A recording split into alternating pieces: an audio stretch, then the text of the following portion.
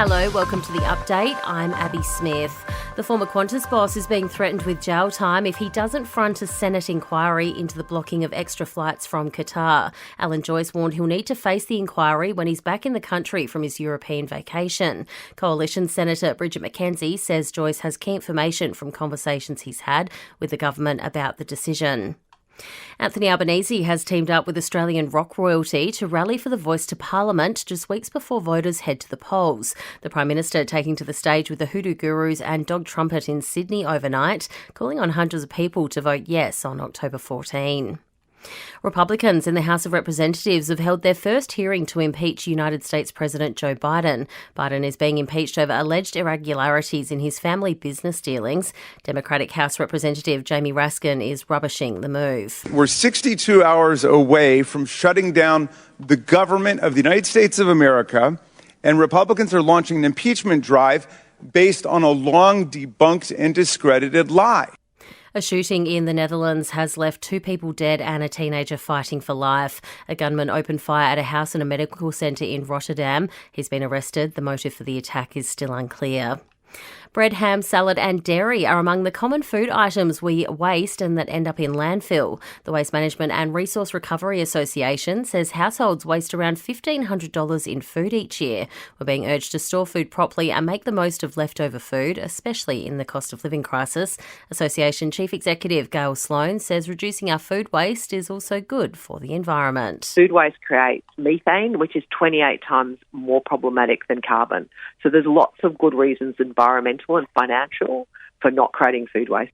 And it might be worth organising your tax soon. The October 31 deadline is looming for Aussies to lodge their returns and avoid a late fee. The ATO says 7.9 million people have already lodged their returns. Those with simple ones can lodge them online.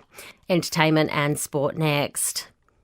Penrith says Sunday's grand final against Brisbane will be no walkover. Both sides have made their final public appearance during an event in Sydney. Penrith co-captain saying the Broncos will be tough to beat. The Broncos have done a wonderful job all season. The platform they've laid for their X factor and their class off the back of that, it's been outstanding. I thought they were outstanding against the Warriors. They really set the tone there, and I thought that really helped them. So look, we're definitely going to have our work cut out for us. Meantime, the Titans are gearing up for their first ever NRLW grand final against the Knights on Sunday. There's some concerns about the temperature in Sydney, set to hit above 30 degrees.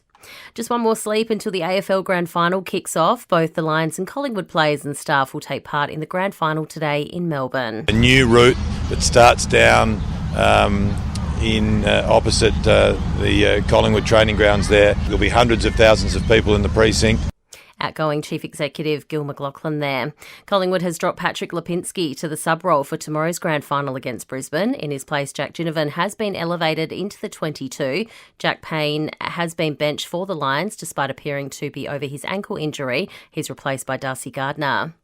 Meantime, in the AFLW, Melbourne is off to a flying start as they chase back-to-back flags. The side smashed Geelong by 49 points last night. Today the Tigers take on Fremantle while Carlton hosts the Swans. In entertainment news, the theatre world is paying tribute to Sir Michael Gambon following his death at the age of 82. He was best known to global audiences for playing Albus Dumbledore in Harry Potter. His family says he died from pneumonia. Among those paying tribute is actor Dame Helen Mirren. He was incredibly funny. He had this natural Irish sense of humour. Naughty, but very, very funny. He was enormously self-deprecating and at the same time an instinctive actor.